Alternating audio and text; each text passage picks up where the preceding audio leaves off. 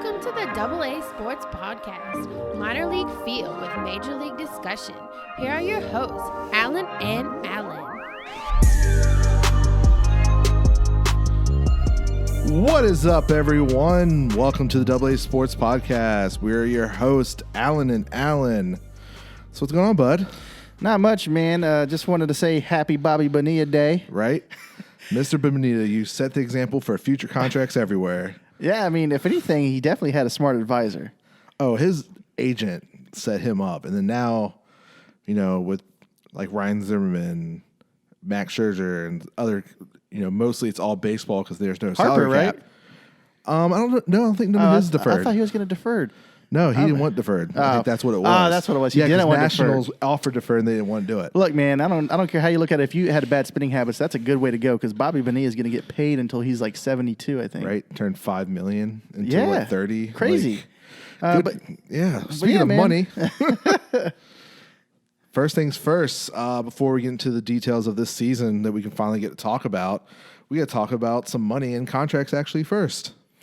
Yeah, man. So it looks like the first thing we want to talk about is this year's number one pick. The Tigers picked Spencer Torkelson. And guess what? He got paid. What happened, Alan? So pretty much he signed for the record signing bonus for a MLB player at $8.4 million to sign his contract with the Tigers. Wow. And is going to be part of this season's pool play that we'll go into later about. So how long is the contract for? It doesn't really say, it's more so, the service time. So I don't know exactly the details. It's more of the biggest thing is the signing bonus when you're drafted. And that one's a big one. Right. You got a record $8.4 million on that. That's pretty good, man. That's a gamble. Yeah. Because you never know how they're going to turn out. No, like previous record was last year with the Orioles with Rutschman at the number 2 pick at 8.1. So, and then the previous record total for a draft deal is Strasburg at 15.1 million, 7.5 million with signings, and then they did like a deferred 3 payments of $2.5 million from 2009 to January 11. Cool. So you're saying last year was a record at the number 2 spot. What did the number 1 guy get? He got paid less? If I remember correctly, last year, who had number 1 pick last year? I don't remember. I think, if I remember correctly, Kansas City did. I think. Oh, no. Orioles was number 1 last year, and then Kansas City too. Okay. Yeah, that's what it was. Okay. Number 2 was a high schooler, Bobby Witt. Yeah, that's right. So he was the number 1 pick last year. So he got $300,000 more. Yeah, do you guys think he's worth it? Let us know. Right? So the next thing we got to talk about, which is no shocker. Like, we all saw this coming with the season being with the pandemic, is minor league baseball has officially now been canceled. Yeah, man. I'm over here showing love for my Tides right here. The season is canceled, which we expected. I mean, we're already in July, and there has been nothing on the books for the MLB until it's starting to start back up. But, minor leagues usually end in September, so we don't have much time even if they were going to play. Yeah, and the biggest thing we know with minor league baseball is fan attendance. It's how they make their money. So no TV deals. It'd probably be hard to try to get things. But the statement they released, which is no shocker, is that these are unprecedented times in our country. And for our organization, it's the first time in history there would be a summer without minor league baseball, said the CEO, Pat Connor. While it's a sad day for many, the announcement removes the most uncertainty surrounding around the 2020 season and allows teams to begin planning for 2021 season for affordable family entertainment. They've been around since, I think I saw 1901. Yeah, and it's crazy because I was just thinking, I was like, man, what a year for us to start this podcast. First, we started in January. Next thing you know, there's no baseball, and this is a podcast about sports and baseball. And then next thing you know, we're like AA sports podcast. Well, guess what? There's no minor league system this year either. It's a crazy thing, man. Yeah, because we were like, maybe we can hit the minor leagues up, maybe we'll get them on the show, talk about experiences, and then we're like, oh, there's no baseball. Well, not only is the minor league season canceled, Mexico also announced that they're canceling their season this year as well, which, it happens. No shocker. It's like, well, at best, Cape Cod League might happen. Well, you know what's funny is that now that I saw the news that the minor league did cancel a season, and I did feel bad. I was like, well, what are these minor leaguers going to do? Because they're not all going to be part of the taxi squad. And they actually said that some of these guys, I'm not sure if it's going to happen or not, but they might ask for a chance to play independent ball. You know, if they're going to have independent ball, I don't know, but I can't really imagine that many minor leaguers wanting to go to the play, and I don't know. Yeah, it's a weird time. You know, they're supposed to have their payment through the beginning of June, so that's ended. So now, at certain minor leaguers, they're probably thinking about getting a job, but some of the organizations are planning on paying them. Oh yeah, there's players, organizations, but not everyone. No. So some of these guys aren't going to be. They're going to be out back. So I can't wait to see what happens to them. I hope nothing but good things.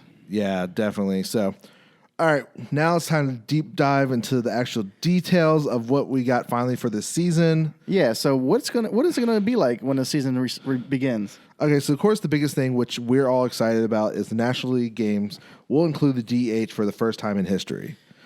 The next one is a little weird for the on. So these are all the on-field rules. The extra inning rule that begins with extra innings with a runner on second base. Yes. The batter or a substitute for the batter who leads off an inning shall continue to be the batter, but the previous person will go to second. Didn't they experiment this with like rookie ball or independent league or something like that? I think it was supposed to be single A, and double A. They tried it last season to and speed up it must games. have worked out enough for them to put it on the major league. Well, biggest thing they said it was because it won't, stretch out pitching. Well, since there's more meaningful games now, there's not 162. They don't want to like everyone be dead, and the next day got to play another game, and then you're like, well, we were dead tired, and it was probably a terrible game. Right. So that makes sense to try this out. So the leadoff hitter. So pretty much, if you're batting 5, you still get the bat. So the person who's batting 4th goes automatically to second. Okay. So a lot of people can see stuff happening, game plans. So it's gonna be very interesting. So this will be the 10th inning on until someone wins the ball game. Okay. So let's see. Still, the 3 batter minimum will happen for relief pitching. So that's still giving an effect this year. So, wow, I thought they might table that, because like I said, with the short staff and stuff like that, you might. Well, okay. Yeah, they're still gonna go with it. Prohibitions against unsportsmanlike conduct will be strictly enforced to prevent unnecessary physical contact and supports physical distancing between individuals on the playing field. Let's see. Players and managers should mandate physical distance from all umpires and opposing players on the playing field whenever possible. Players or managers who leave their position to argue with umps come within 6 feet of the umpire or opposing player or manager can be proposed of argument or endanger altercation on the field subject to immediate ejection and discipline up to fines and suspensions. Oh man, that's not going to be good. How are we going to get excited about the yelling? What if they get a fight? What's going to happen if they get beamed? What are the Astros going to do? I think it's all right. So these are more the health and safety protocols. All right. So each club must written a action plan for COVID-19 that gets approved by the MLB, which we all knew was coming. No spitting is prohibited, but it's not limited to saliva, sunflower seeds, and peanut seeds or tobacco at all times in club facilities and on the field. Chewing gum is permitted. Pitchers may carry a small wet rag on the back pocket used for moistures instead of them licking their fingers to try to get some grip. Okay. And then, of course, clubs must provide expanded dugouts, bullpens, and spaces at their ballparks. No shocker. Huh.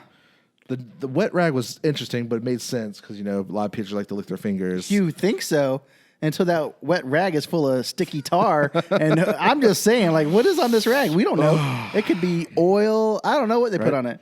Players and umps and other field personnel should be practicing safe distance to possibly without limitation competitives and fundamentals of baseball. Examples is way the physical distancing without basics of the game. So pretty much when the ball's out of play, fielders are encouraged to retreat several steps away from the base runner. So. Okay. Well, that's good to know. Another thing that I thought that people need to know about the start of this season is Rob Manfred. Man. He came out today. I don't know if you've heard this. It was on the Dan Patrick Show, which I cannot believe he said is on the radio. He said that there was never going to be more than 60 games a season, regardless of the negotiations. Now, that blows my mind. Very much. I can't believe he said that. Like, I'm thinking, so you're telling me that you wasted 2 months of going back and forth when you knew very well that there was never going to be more than 60 games, and this is what we've been arguing over was the game count. Yes. If I was a player, I would feel some type of way right now. Game count and the prorated salary was the two biggest things because they wanted to play more games so they can get some more money. And now we're just wasting time because all along it didn't matter what they said. So this is crazy. This could have been just automatically mandated and had July 4th this weekend been opening day. Absolutely. If that was the case. Right. MLB missed out on this one. Yeah. Other than that, first and third base has got to stay behind the coach's box and shall not approach a base runner, fielder, or umpire on the field. Players on the opposite team should not socialize, fraternize, and come within 6 feet of others before the game, during warm-ups, or in between innings or after the game. And then there will be no pregame exchange of lineup cards. Instead, each club will input their lineup cards on a mobile application provided by MLB. That's fine.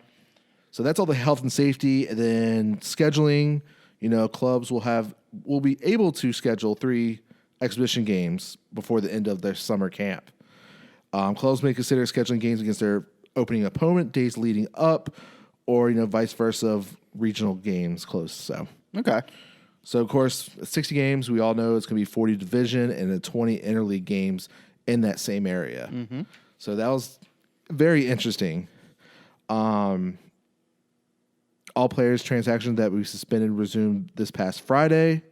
So that's why we have already got a first trade and some signings started happening. On Sunday, every club had to submit at least a list up to 60 players for the possible pool play, the 40-man roster, and then, of course, 20 others. So by noon, the first day of the regular season, so that's going to be July 23rd, opening day roster is going to be 30 players with a minimum of 25. The maximum extra roster will be reduced from 30 to 28 on the 15th day of the season, and then from 28 to 26 on the 29th day of the season. And then there shall be no expanded rosters in September. Okay. There will be no limitation of pitchers on the active rosters like it was going to be for a regular season, so they can carry as many pitchers as they want. Event of a doubleheader takes place while the active roster limit is 26. Both clubs will allow to have one other player. All right. Well, speaking of opening day, the first game, or the highlighted game anyways, is the Nationals against the Yankees, I believe? That's rumored. Rumored. Oh, so it's not official yet. No, there's no official yet. I figured since today was supposed to everyone report, we were going to get some kind of schedule, yeah. So club is permitted to carry up to 3 additional taxi squad players when the club pool is on the road. If the club elects to carry the 3 additional players, at least one of them must be a player who was designed prior to the season as a catcher. So you're allowed to carry a catcher and then 2 other players when you go on the road. Okay. So, of course, we already said last week, August 31st is going to be the trade deadline, and then September 15th is going to be the postseason eligibility deadline. Injury reserve is still going to be standard, the 10-day or 45. The COVID-19 related injuries will allow for placement that is not required to be confirmed a positive test for COVID-19. A player must be placed on a COVID-19 related IL based on the positive tests, confirmed exposure, or a player exhibits symptoms require self-isolation. So that's a lot to go through, man. It is. So each day, unless their temperature exceeds 104, they will be tested. Okay. No matter the day, sent home. If they're, above, they'll be required to take their own temperature before coming to the ballpark. Anyone with a fever is told to stay away. It's like a lot of details. It's like crazy. So this is the things that we want to talk about. First things first, how do we feel about the DH to the National League? When I first heard the thought of DHs being brought to the National League, I was not with it. I was like, no, I like my guys who can rake. I don't remember all the guys who could hit nowadays, but I think like Zambrano, one of the Cubs pitchers at the time, was always a good hitter. I can't remember who it was. Zito or some one of those guys. Yeah. And then you got Bartolo Colon, making history, and you got other guys who could rake. I think Bumgarner's a pretty decent hitter. Yeah. So with that being said, I was like, man, I like seeing the pitchers hit. But at the end of the day, I kind of like it because I feel like it excites the game when you have another guy in there who's not an automatic out.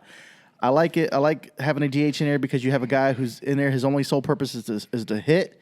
So it's no longer like a number 9 guy. Like, it's the bottom lineup. This is an out. Let's move on to the next guy. So it's not a guaranteed out. I like it. Yeah. I'm with it. It's going to help keep pitchers healthy while also allowing consistent play style, especially with interleague in the future. So, meanwhile, NL clubs need to figure out who they're going to play. But teams so far, like, the Dodgers, the Reds, Mets, Brewers, and Cardinals had a stockpile of some extra hitters.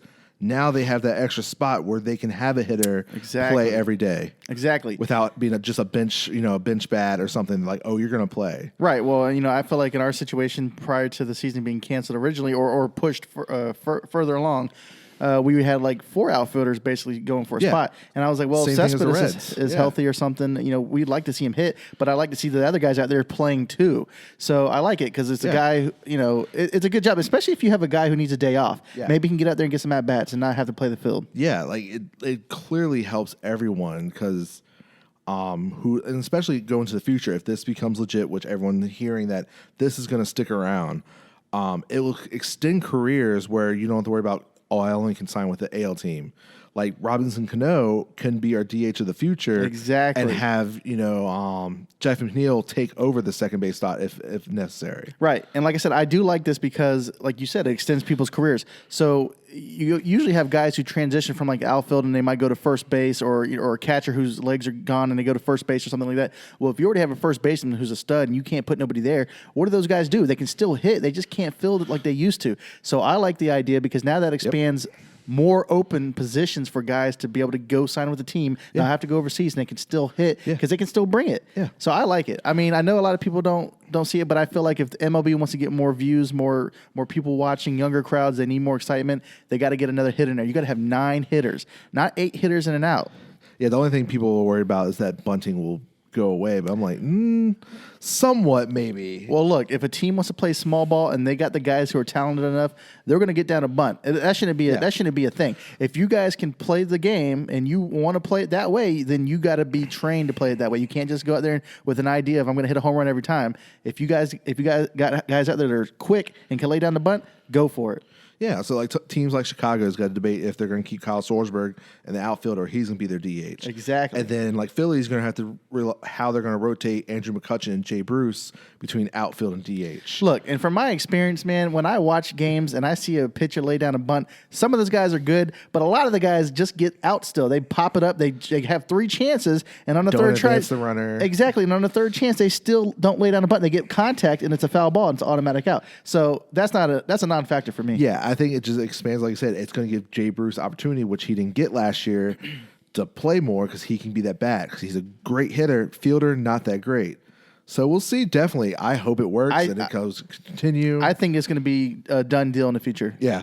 The next one is the adjustments of the new extra inning rule. So at least in theories, don't get deep.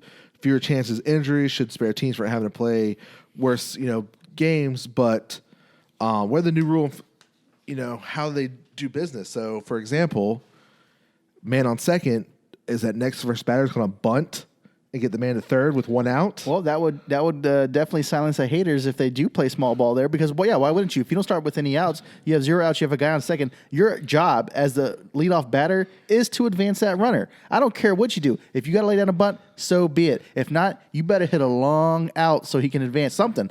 I absolutely think that'll be in play. This will definitely go and play more, I feel like, later into the season. Like, okay, this game, we need this game. Oh, yeah. Lay that bunt down so we can get this man in and be done. Yes, I agree. I'm not too sold on the guy starting out at second. I understand why they're doing it. But, baseball starts out with nobody on. You got to earn it. Yeah. Starting a guy on second, there could be a wild throw. Boom, that's game. I don't know. There's a lot of things that can happen. And then it'll definitely give some players with very fast legs opportunity to be a pitch runner. Absolutely. In that position, like, look, you're not playing today, but you got the wheels. You go to second. Yeah, it makes me think of like in the Mets, if they were in a situation like last year, the year before, or something like that. If we ever had a guy who let off on second and could be a pinch runner, I think it would be a perfect spot for like a Juan Lagares or something like that. Somebody who doesn't get a lot of playing time, but is quick. So, some clubs will definitely probably be working on those bunting drills probably before game starts. I don't know, man. I don't know if they're going to be working on those drills. But to minimize the risk of coronavirus spreading out of control, MLB, of course, set the rules so no spitting. The pitchers with the wet rag, like you already said, like what happens if something else is in there? Absolutely, and I would not put it past them. There's going to be some substance besides that. the extra space in dugouts and bullpens. Like, how big can this get? Especially the bullpen. We're going to tear down a wall? I can't imagine a game going on with nobody spitting seeds or tobacco, because I know that's what they really got in there. I don't know, man. It's going to be wild. Yeah. And especially, watch out. I can't wait to see somebody come out with a rag, man. Come on. And then the players and coaches arguing with the umpire. That's when I cannot wait. They're going to make fun of that one. 6 feet. I can't wait to see that. He's going to get right up there like, 6 feet. Right? Man, that's one that's going to be very interesting. So, yeah, this season with the rules, at least it's baseball. We're getting baseball. Yes. But it's like, wow, like these rules, like DH is great. The extra inning, we'll see how it works. Like, how much of a factor it will. Like, will in games, like, literally bottom of the 10th, or will they both score one run and got to keep going each inning? And I want you guys to call it right now. Who are you picking to win the World Series? I don't want to hear it 40 games in. I want to hear it right now. Also, are you going to count this as a real win for the World Series champions? I would. I do too, but a lot of people are talking about asterisks here and there. They're saying that now until their team wins. Let the Yankees win this year, and let's see how many people are calling for asterisks. You will hear 28 forever, but by God, if they lose, that didn't count. I'm saying the Yankees win. Everybody, we're not going to live it down. We're not going to live it down. But if the Mets win, everybody's just going to hate. Say, 60 games. Especially if Yankees get to the World Series and lose. Oh, we're so bitter. Yeah. That'd be so bitter. Like, that didn't count. We got gypped again. Astros cheated. Yep. But everybody will be upset if the Astros win. Oh, yes. God. So if the Astros win, I can just imagine there could be like a super asterisk next to that. Can we put 2 asterisks next to that title? Because I don't know about you. I mean, I'm not putting an asterisk next to anything, but if the Astros win, I probably would be on that train. I'm like, yeah, F the Astros. Oh, man. Sorry, Astros fans, but, you guys have it coming. Yeah. So next is one thing they are still negotiating is MLB and MLBPA is the unresolved player contract issues. Okay. So, MLB and MLB still negotiating rather contract issues ahead of the schedule of 2020. So Ken Rosenthal of The Athletic reported the two sides need to hammer out what to do with contract options, bonuses, among other issues. Vesting options that would become partially sore subject, with two sides trying to figure out the middle ground due to the restriction of games. So biggest thing is the biggest example, for example, is using Cardinals reliever Andrew Miller. The league wanted to reduce his vesting interest from $12 million to $4.4. Of course, players rejected that. But because of agreement in March, MLB is backing off one to reduce the option salary. Remaining issue because the vesting option requires a certain number of games for the conditions to be met. Using Miller's option, for example, he pitched 110 games last season, and in 2020 combined, if he appeared in 73 games last year, he would need 37 games this year, or 23% of 162 games. The league might argue that the new target should be 23% of 60 or 14 games. So that's the one thing they need to argue out. They got to hash that out. I mean, I don't see the owners or whoever's on that side wanting to agree to only having to appear in 23 games or 14 games or whatever the case may be, because they're that's not really a workload when you think about it. Yeah, so if you do the math, the league will play 122 of the possible 300 games between the two seasons. The percentage, it's going to be the two where Miller stands, it's close. So they're looking to address the issue definitely before, but who's going to give in? So, well, the way I'm seeing it doesn't really freaking matter. Sounds like the owners aren't giving in to anything. Manfred even said, like you said earlier, we're talking about this, man. He said, no matter what was happening, there's not going to be anything over 60 games. And I'm sure the owners knew this because Manfred works for them. So who do you think's going to win? Come on, man. It's lopsided right now. Yeah, definitely. It's favoring the owners. So, all right. And next thing we got going on is now that the season is starting back up officially, and we all knew this was coming, there are players who are starting to opt out right now. Yeah, that's why we waited an extra day to do this podcast, because today was the day pretty much all the teams were supposed to report. So we're like, we would hear something by now. Who's coming, who's not, who's on the fence. And there are 4 players that have already said they are not playing this year. And it's funny is what I was telling Alan is that 3 out of the 4 players are nationals or they were nationals. Yeah. So we know you got Ian Desmond, former national, current Rockies, has said he's not going to play. Mike Leake of the Diamondbacks, and then of course Ryan Zimmerman and Joe Ross of the Nationals both decided not to play as well. Right, I think Zimmerman's issue was something along the lines of his mom or somebody was sick. His family, because he's got a new kid, and just all the whole, and plus he lives in DC. It's not like where he rents and he can go up there. He actually lives there. Right, and like you said, Ian Desmond. So he was one of the first guys to say he wasn't going to play this year, which isn't that big of a deal. I mean, he's a little bit past his prime, but the news with that is that the team signed Matt Kemp because of this. Yeah, the Rockies. Yeah.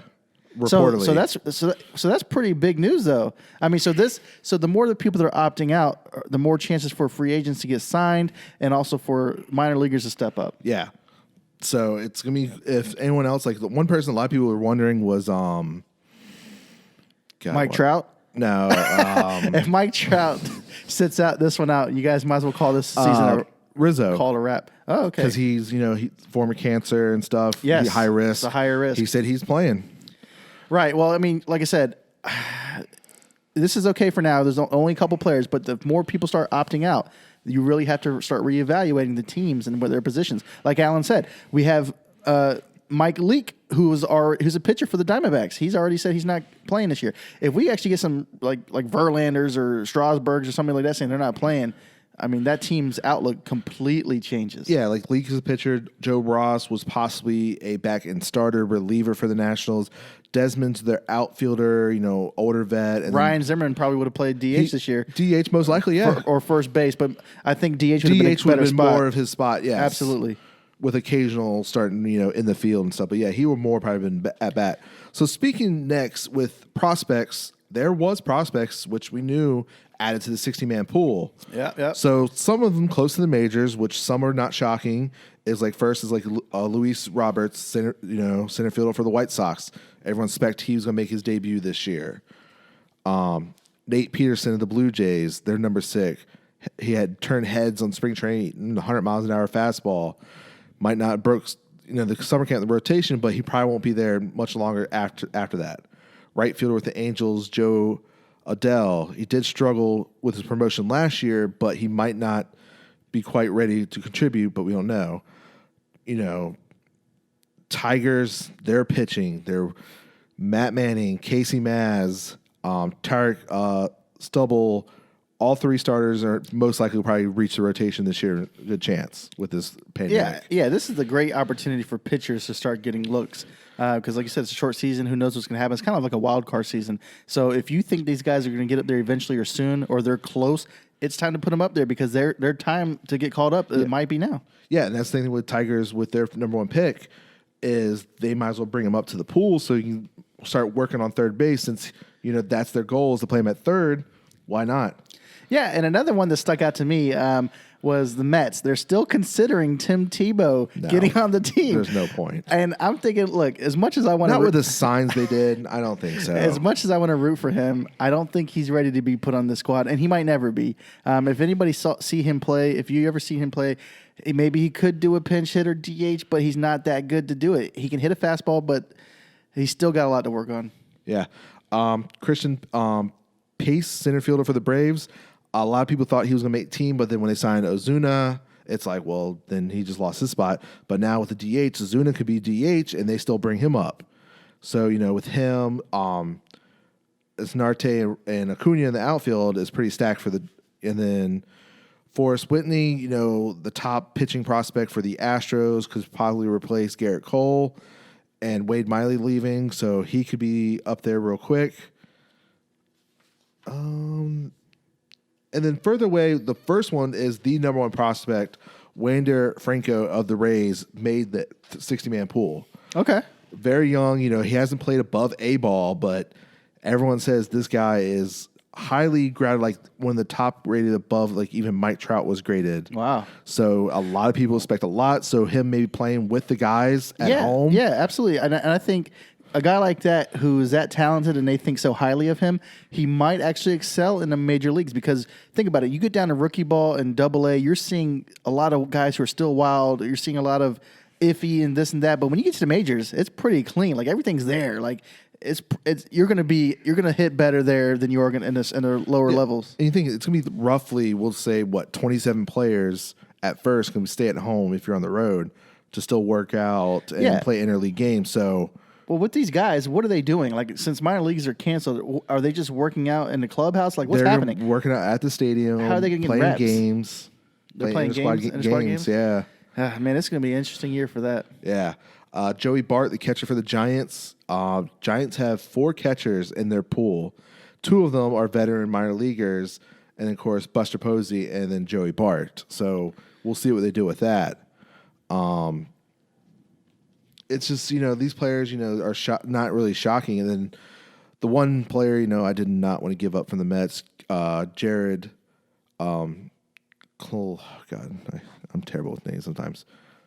I don't know. Kalenic? Yeah, he was the main piece who Seattle wanted with the Robinson Cano and Diaz trade. With just 21 games above A-ball, but, with Hager's injury, Malik Smith being the projected single, he might be considered giving him a spot if they're, it's a weird season. Yeah, man. If I was looking for talent, I think I'd see who the best guys are, who the prospects are, who I think's going to make it, who's going to bring me something I need now, and I would just go ahead and go for it. And who's going to end our drought? Because Seattle has the longest drought right now. So okay. And the next thing we got to talk about, which I guess since the season started up, and like what's going on with some of these players that we have talked about before it shut down, is injuries. Yeah, I mean, when the season was about to start originally, like, after spring training 1.0, we were getting news like guys like Aaron Judge was hurt, and other guys were tearing their arms, getting Tommy John. Even the Mets, we had some issues with Syndergaard. So, yeah, where are we at with this, and how close are they to starting? The biggest one is still Aaron Judge. We heard a couple weeks ago, before this was possibly the season, is they still don't know where he's at with it. So, the big one with his cracked rib apparently suffered in September, and come March, still hasn't healed really. Let's give it a couple weeks, and there still is no update, and then Corona happened. So there's not a little more detail. So maybe when they officially start working out, getting details, getting scans, we'll probably know by next week. But most likely, Stanton and Aaron Hicks will most likely, that was going to miss the original start of the season, is probably going to start now because they probably healed. Well, my thing with Judge is, even if he does heal his rib, he still can't hit without cheating. I don't know. Look, I hope that's not the case, but when me and Alan were looking at the numbers the other day, when they were talking about the Yankees were sign stealing in this time and this whatever, the numbers didn't lie. Aaron Judge was hitting less than 100. He was like a 0.96 batting average. That's not good. So yeah, man, I'm interested to see what happens when these guys come back and see what happens if there's no sign stealing this year, and see who's actually going to be good. Yeah. If you guys think the Yankees or the Astros are still going to be contenders, or the Red Sox, let us know, because I don't know. There could be other teams that are cheating or that were cheating, but if this is a problem that's fixed now and these guys really aren't as good as the numbers suggest they are when they were cheating, what's going to happen this year? Yeah. So, Verlander would have missed the start. He's most likely good to go. Paxton, which we thought, mid-season he might come back. His back, that should be good to go. Cole Hamels of the Braves, his shoulder should be healed. Cespedes, most likely his heel should be good to go, so DH might be most likely for him. And then Nick Swizzle of the Reds, his shoulder should be healed. So, likely to miss the start of the season is Mitch Hanger. The Marlins tore adductor muscle, so he might miss half the season. A lot of people here, and of course, our pitchers, Chris Sale, Syndergaard, Sereno, James Talon, Chris Archer, most of them all Tommy John besides Archer with the outlet surgery. So, well, yeah, like I said, man, with these guys that are injured, this is the opportunity for the young guys to step up, show what they got, and maybe earn a spot. Yeah.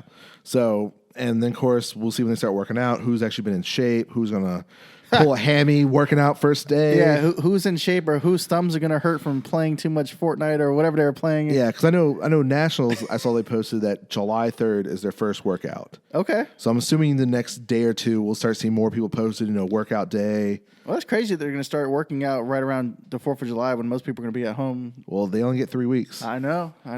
I laughed at Andrew McCutcheon's tweet. Did you see that? I vaguely saw it. Yeah, thought he feel like Will Smith runs to his rental rental apartment with no furniture, nothing in it. Yeah, I saw the picture. And I saw him reference Will it Smith. really didn't give much players. They had like a week to get their affairs in order and go. So if they didn't live in that city, well, hey, as far as I'm concerned, these guys should have been ready to go. They said when and where, when and where. Yeah. So the next thing we already talked about is the schedule. 40 games in the division, 20 games in the league. So like for example, NL East will play AL East. Central, vice versa West. So, and then exhibition games, they're allowed to play at the 3. So most likely say like Mets versus Yankees, or say Mets open up against Philly, they can play Phillies like a game before starting. They don't have to play the games, but if they want to, they're only allowed 3. I think they need to. Yeah, I think inter squad is one thing, but you're going to know your players. So you need to get that guessing. Got to get the feel for the game. So, and then my thing is, I think going over everything, if you break it down, we have the hardest schedule. Okay. Because if you think about it, AL East and NL East will have the hardest schedule. Yeah. Because Those tough divisions. Your divisions are tough. They are. You're looking at possibly who can be in the playoffs in your divisions already between both divisions, and then now you got to play each other. If you break it down, after the wild card games, the top 8 playoff teams last year, 4 of them are from these divisions. Wow. And then really, if you think about it even more, the defending champs, and then Yankees lost to the Astros in the ALCS. This is right. So, and then a lot of people like the Rays. They do. And you don't know what the Blue Jays are going to do. I like what the Blue Jays were doing in the offseason. And then our division, Atlanta won the division our last year. Our division's tough. Everybody except Nationals for the Marlins. Defending champs. Philly could be, and then stack squad. We're 3 games from the wild card spot, so it's going to be interesting. You hear that, guys? So when the Mets win the World Series, I don't want to hear nothing about no asterisks. We're in a tough division. So it is a very when they finally released it, I was like, wow, this is going to be interesting. Well, that's fine. I'm glad to hear some wild card kind of situation scenario where we're playing all these random games and just different schedules. As long as we got baseball to watch, man, I think we'll be okay. Yeah, so the biggest thing I want to see when the schedule comes out is so there's going to be 2 games pretty much per non-division opponent, if you think about it, right? Okay. No, 2, 4. There's 5 teams. Yeah, 4. So is it going to be 2 at their home, 2 at our home, or it's going to be all 4 one place? We got to see because it's a traveling schedule. I agree. Yeah, I mean, to be fair, I would think it would be split, but realistically, like you said, with the travel schedule and the coronavirus, it would make more sense just to play them at one spot and then move on. Okay, you're going to play Yankees at home, and then you're going to get Red Sox away. You're going to get Blue Jays, Because you have more of a chance to catch something if you keep going back and forth. Yeah. So it makes sense. They might do it that way. They might keep them all in one spot. Mets and Yankees probably the only example since it's just cross town. Right. But traveling, it might be different. So the next thing, we already talked about, is free agents that could be signed now. Of course, the biggest name I think is Puig. Yeah. Puig's definitely got a chance to get signed. A lot of people were kind of weird that he didn't get signed over Matt Kemp. I would have absolutely signed Puig over Matt Kemp. Especially in Colorado. Right, depending on his attitude issue, but Matt Kemp's good and all, but I'm just thinking every time I drafted him in fantasy baseball, I don't know how long ago that was, 6-7 years ago, he never did anything for me. He has been good, but out of those 2, I like Puig. I like what Puig has. He can throw people, he can gun people out from right field to third, and he can hit for sure. Yeah, he's got good skills. Teams that could use him, like Marlins, Orioles, Tigers, but I don't see the fit because they're more rebuilding, and Puig probably wants to win, or he just needs to sign a contract to prove himself and get a contract next year. We'll see how desperate he gets. If they're not signing him now, I think they're going to wait to see what their team's going to look like at the start of the season. They're barring to wait someone gets injured, and then they might contact him. That's a real situation that could happen. Either way, I feel like he will play ball this year. I don't know. Somewhere, some way. And then, some other names out there like Scooter Gennett. He was an 18 All-Star, hit 310. Of course, was injured most last year, but only hit 227. So, he's limited to second base, so the utility role. Fernando Rodney, he's 43, but still can throw hard, but his ERA last year was terrible. And then Aaron Sanchez, hasn't been to what he was since, 16, I believe, when he had that great ERA, made the All-Star game. Yeah, 16. Matt Harvey. Yeah, Harvey's out there. Well, one that could be possibly soon now is Jason Vargas. Okay. The inning eater, especially with Joe Ross leaving the Nationals, that could be easily picked. Yeah, no, and especially since they're familiar with him because he's played for the Mets, so that the Nationals have seen him play. They know what he brings to the table. He's definitely a good pitcher, so I can absolutely see Vargas signing with the Nationals, given that Ross is going to sit this one out and they could use somebody like that. Yeah, it makes perfect sense. Other than that, I think Puig is another guy who needs to get signed. Yeah. But some of those other guys you mentioned, I'm not sure about this year. Yeah, and then the other one is Andrew Cashner. Before all this happened, he said he's willing to give up the starter role and just go to bullpen. Well, that might be something. Which he could be worth it possibly as a gamble. So well, yeah. I mean, if he was a starter and now he wants to go to the bullpen, he could be a long reliever, and some teams might need that this year. He's only 33, so it's not a bad deal. He gets taste of relief work last year towards the end of the year, in which he did okay, hit a 3.80 ERA with still a 95 miles an hour heater. So I think he'll get looks, man, for sure. Yeah, Angels could be attempt to possibly look at him as a reliever, and then if he needs to, he could spot start. Yeah, that could be something you look into. Yeah, if a guy had a 3.8 ERA and he was throwing 95 in last season, I think I'd take a look at him. And especially the contract's got to be cheap with this prorated rate. Exactly. So that's what I'm wondering, because some of these players are being signed. So do you sign them for a regular contract and then gets prorated? Not some of these guys. Or do you okay, this is what we're going to pay you. Your paycheck's going to be 60 games. That's exactly what's happening. Maybe that's why Puig hasn't signed. Maybe he cares too much about the numbers. Because I'm thinking if somebody's I wanted $10 million, so exactly. I want prorated $5, and he'd be like, no. Yeah, and if I was a guy signing you, I'd be like, yeah, I'm going to get you for this cheap amount this year. If you prove yourself, we can talk about something long term next season. But for now, you got to play, and I don't got to pay you. A lot of people are thinking Giants. Okay, I mean, that it could be happen. A spot. We heard that beforehand, but they're still kind of rebuilding, so we're not sure with that. Well, but as far as we know from the Giants, they always want to be contenders every even year or so. So they haven't been in it for a couple of years ever since Lincecum was still there. So I think they need to. Yeah, they could be a possibility to look at, maybe. Could be. So we'll see with some of these. If they sign, who signs. Just stay out of the NL East, buddy.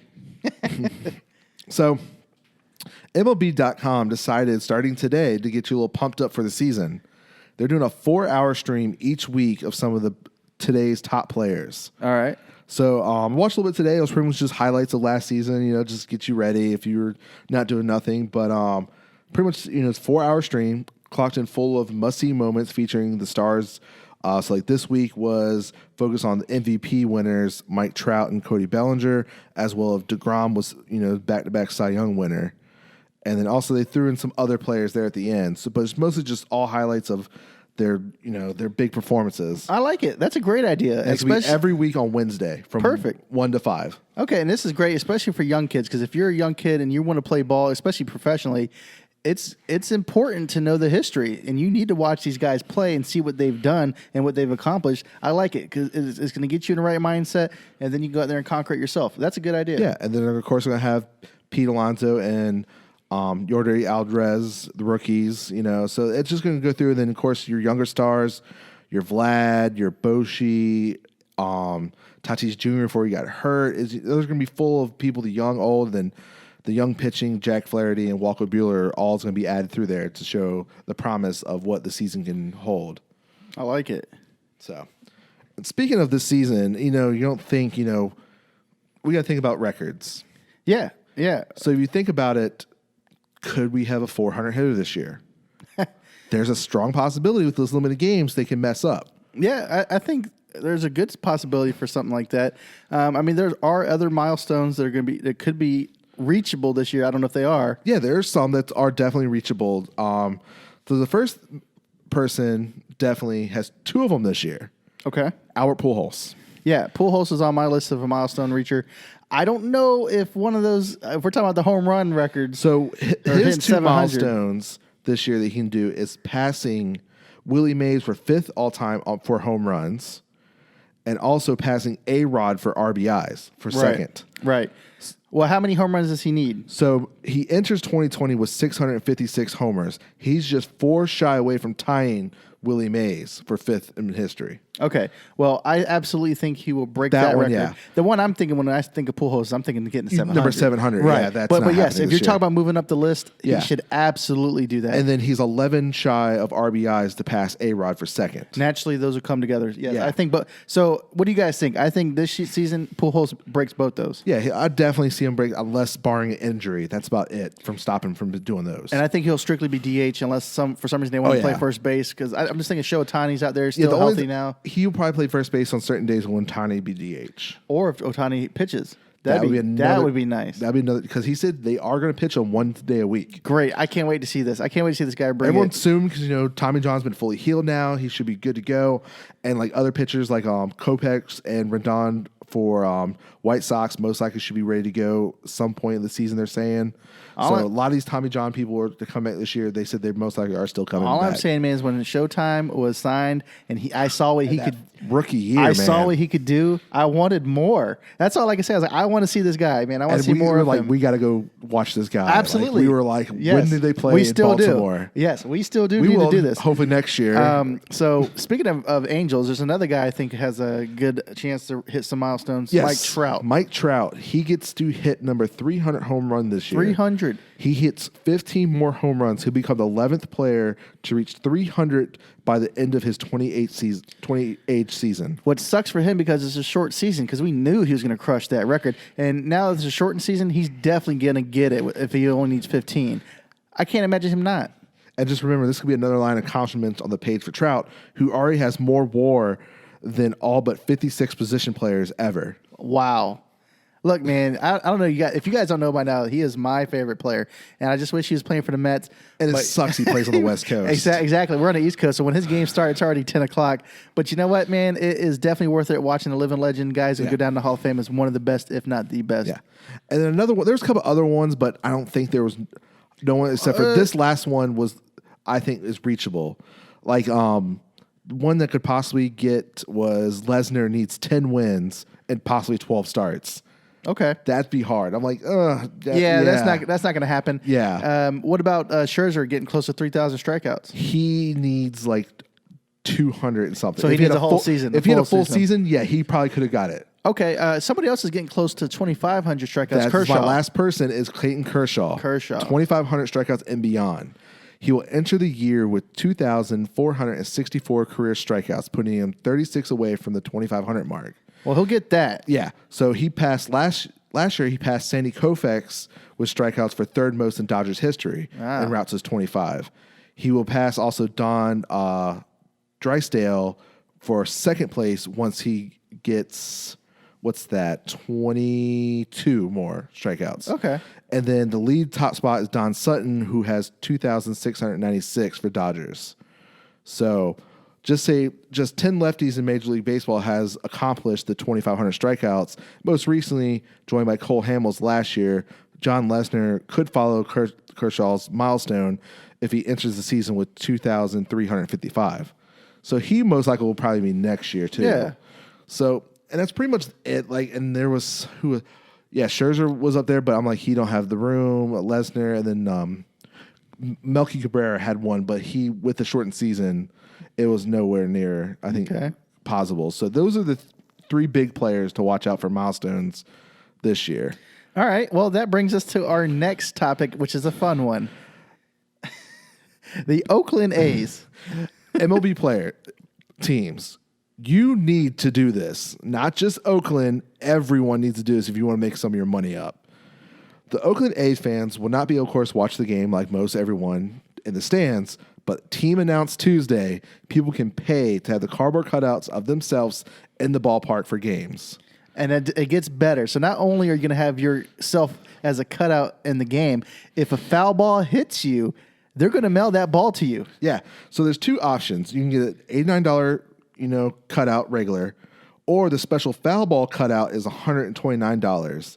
And then of course at the end of the season, you're allowed to come pick it up. But what's the special cutout? That's the one you can get the ball. Oh, so you can't get it if you have a regular cutout? Yeah. If you pay the $90 ball one, you don't get the ball. But if you pay $40 more, you get to keep all balls that hit your seat. I'm paying it, and put me in a nosebleed or something, because you know what? They're gonna get hit. What if I get like 10 balls at the end of the year? That'd be sweet. And of course, Oakland A's is donating all this money to their community fund. That's cool. Good for them. And the fans, of course, who buy, and also with this thing, the fan who buys a cutout, I guess the regular one too, gets 2 tickets to the first exhibition game at the new Coliseum next year. Well, that's worth it alone. You get it. So first of all, you get 2 tickets next year. Okay, so you get 2 tickets, which are well worth the $90 probably, even if it's an exhibition game. And then not only that, you can get a chance to have your face on TV as a cutout, as a fan, and you can get a foul ball. And if there's for some reason no rain and your cardboard makes it through, you can have something to throw in your garage or whatever. Are they going to give it to you? Yep. You can come pick it up after the season. So look, this sounds like a win-win, super win situation to me. So not only is your cardboard there, you get all these chances, you get tickets, you get this and that. You get to keep it at the end of the season. That's crazy. And so how do they do it? You just got to send in a picture or something? So pretty much you buy it. Yeah, they'll send you a link where you upload a picture and they'll print it out for you and throw you in the stands. Can I get on that? What's up? Right, like far away. Let's just buy one. Dude, that'd be sweet. Hey, I like that idea. While it won't be the same without you there, we're excited to highlight the best fans in baseball during this memorable season. The A's president, Dave, said in the message team, I hope more teams do this. Hey, man, I like it. And I do hope more teams do it. If the Nationals are talking about doing it, hey, sign me up. Can I wear my Mets stuff? Can I wear my Mets jersey if the Nationals did it? Dude. Right, we're always home anyways there. Yeah, dude. Hey, that sounds like a good idea. But before we close this, I had this one thought that came to mind. I was on a Facebook forum and like the baseball groups, or whatever, and they were talking about who's the most like underrated players. And one name came to mind. It was Al Kaline. He's such a great player, I saw your post. But nobody talks about him. His numbers are crazy. So if you guys are watching, who do you think is one of the most underrated players you've seen? Yeah. Or not seen. I haven't seen Al Kaline play, but he's underrated as far as I'm concerned, because I never hear his name. Definitely was. Yeah. The only time I heard his name was like it was mixed with another player's name on Hey Arnold, Mickey Kaline, Mickey Man on Al Kaline. Anyways, I just thought that was fun. Yeah. So it is interesting to finally get some baseball. Hopefully soon. They're going to be working out in a couple weeks. There'll be exhibition games, which almost certainly won't be on TV. So maybe news reporters there can maybe report something after the fact. Well, it might not be on TV, but I guarantee it'll be all over SportsCenter, all over MLB Network, because they finally have something to talk about. And really, they're going to be the first team to start.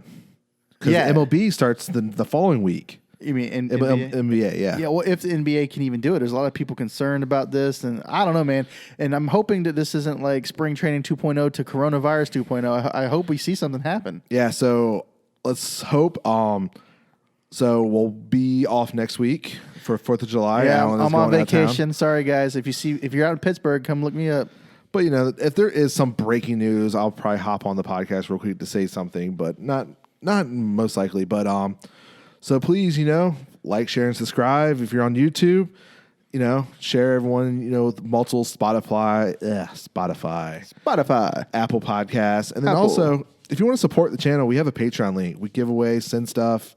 Get the stuff early. So we'll catch y'all next time. Y'all stay safe. Do not blow up your finger like JPP. Oh, okay. We're going to bring him into here. Hey, why not? It's 4th of July. No fireworks anywhere. People are lighting off everywhere. So y'all stay safe. Have a good holiday. We'll catch y'all next time. Happy 4th.